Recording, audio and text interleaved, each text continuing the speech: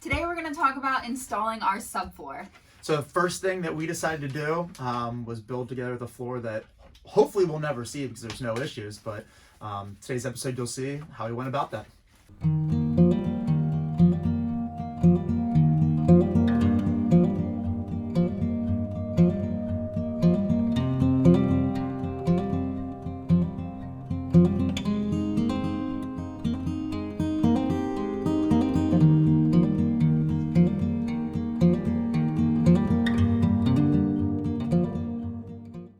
So first we're going to tell you all the products that we needed to buy in order to put together our subfloor. So we went with 3/4-inch plywood. That's the same plywood that they would use for floors in homes or buildings or anything like that. Some people use 1/2 inch, but we decided to just go with a solid 3/4. We needed 3 of those. Yeah, so the big plywood pieces, we did 3 of those and you end up cutting them. We needed liquid nails. So it's something that we never heard of. It's not actually nails. Yeah, it's more like an adhesive. It's not even liquid, really. It's just like a very strong glue adhesive. So we needed that. We wanted to use 2x2s to put down the framing underneath. However, when we got to Home Depot, they did not have any. So we settled on 1x2s, which is actually probably better because it buys us an extra inch, which you don't think is huge, but when we stand in here, there's only a couple inches that we have to spare, so that extra inch is really big. Yeah, all the space matters. And it's something worth mentioning, right now with the virus, lumber is really expensive. It's much more expensive than it had been prior, and it's kind of limited as well. You can't really find everything you're looking for. Like we talked about, we couldn't find our initial you said 2x2s, right? Yeah. So that's something to think about. We did notice though that the prices are starting to come down a little bit. Yeah. So in addition to those things, we wanted to insulate the floor, and we decided to use foam board for the floor, which we're not using or planning to use in the rest of the vehicle. So we got 1/2 inch foam board that we put within the pieces on the subfloor underneath the plywood. And then screws. We got, since we had a 3/4 inch and then an inch below, we got 1 1/4 inch screws in order to screw the plywood into the frame. We didn't want to put holes into the bottom of our van. Right, yeah. So the subfloor makes a good base to, one, help with insulation, to help with sound deadening, and also just to be able to, build into the floor itself. So we're going to eventually put some sort of fake looking hardwood floor. We haven't gotten that far yet, but it's going to be something that you would put in your home is going to cover the top of the subfloor. So. Yeah.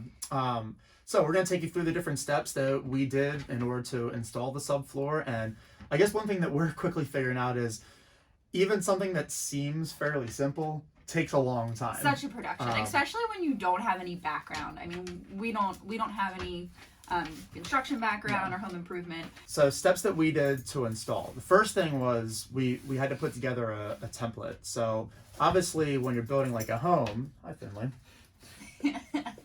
When you're building a home, everything's a lot more square or normal shapes. Inside a van, there's like nooks and crannies everywhere, especially around the wheelbase, and the front is weird, and that's one of the biggest obstacles. He's not gonna let you talk. So having a good template is really important. All right, so to make our templates, we used giant pieces of cardboard, and we basically went around the odd shapes on the van floor, and we traced them, and then we cut them out with scissors, and then we laid that on top of the plywood to trace onto the plywood with a Sharpie, and then use the saw to cut. So that was the easiest way. We found that that's the way most people do it. If you don't have cardboard, you can also use large pieces of paper, like rolled sheets of paper. The better that you do right away with the templates, the easier everything else is going to go. We used the spray foam to fill in all of the little spaces that weren't completely lined up, which worked really well.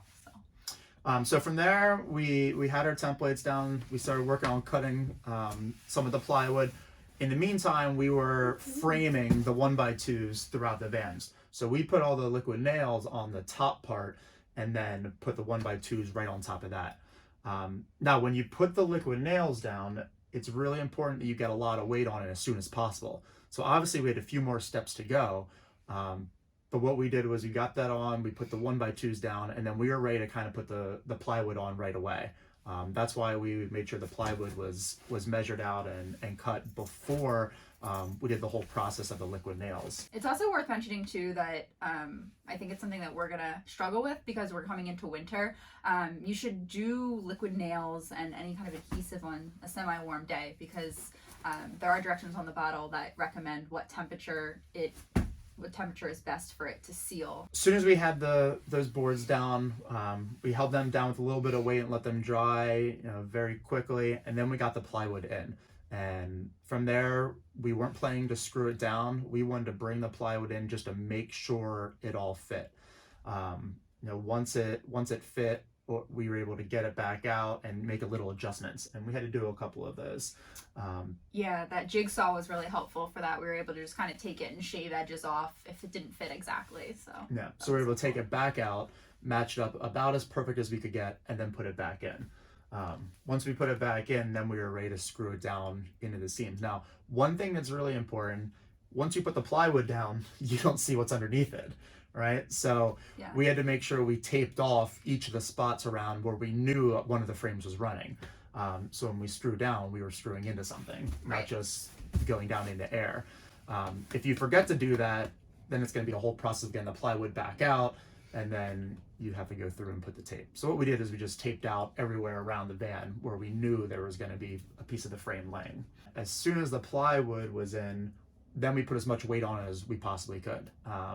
So I've seen people use like actual weights, like you used to do weightlifting, but really you can use anything that's heavy. We used giant bags of wood pellets and just sat them down, and each bag weighed 25 pounds or so. And we maybe used 20 or 30 of them. And I think we let that sit for 24 hours before we even attempted to move it, and the floor is solid. I mean, it doesn't move anywhere. It looks really good. So that was the end of the first day. So after we got everything back out of the van, we had a couple things that we still wanted to do.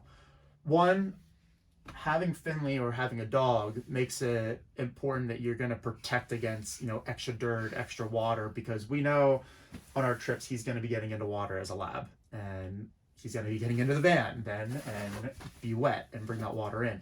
So we want to make sure we want to make this as water resistant as possible. Yeah, we don't want to, have a few years from now where we get into situations where things get moldy, or that there's just dry rot, or there's other issues because water got in, which could have been prevented. Right. So we took a water sealant, and basically the same stuff you put like on an outdoor deck. And once everything was removed, we went over the top layer of the plywood with that. After that, we had one last thing that we wanted to tidy up. So like you said, we have 1 or half-inch foam board all around the bottom of this, where between the frames. We wanted to make sure we sealed it up as best as possible. So we took spray foam. And we filled in all of those little cracks that we weren't lined up with perfectly, just so nothing could get in there.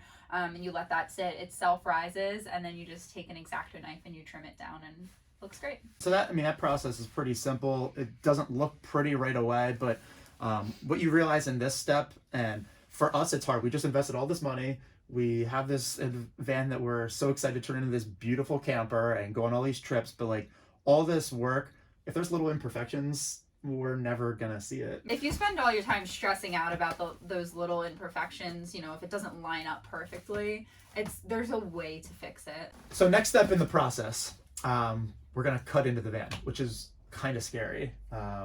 Everything else is a little scary to us because we have no idea what we're doing, but cutting into the van is like super scary. So that's the next step, to install the window and the fan. Yeah, putting a hole in your brand new van is not something that we're super excited about, but it has to be done. We need ventilation. We want to bring in some natural light. Next video, episode 3, you can look forward to us cutting into some metal and installing those 2 pieces. We just really want to thank you guys for taking the time to watch these videos. We are very new to the video editing thing, and we're kind of working with some videos that we had taken, which may not always be in the right direction of the way a video should be. But we really want to document this because we've learned a lot through YouTube, and we want to help somebody else. So if you guys want to follow our journey and eventually see our road trip to Alaska come summer, June 2021, hit the like button, hit the subscribe button, and you can also follow us on Instagram. Yeah, thanks. See you next time.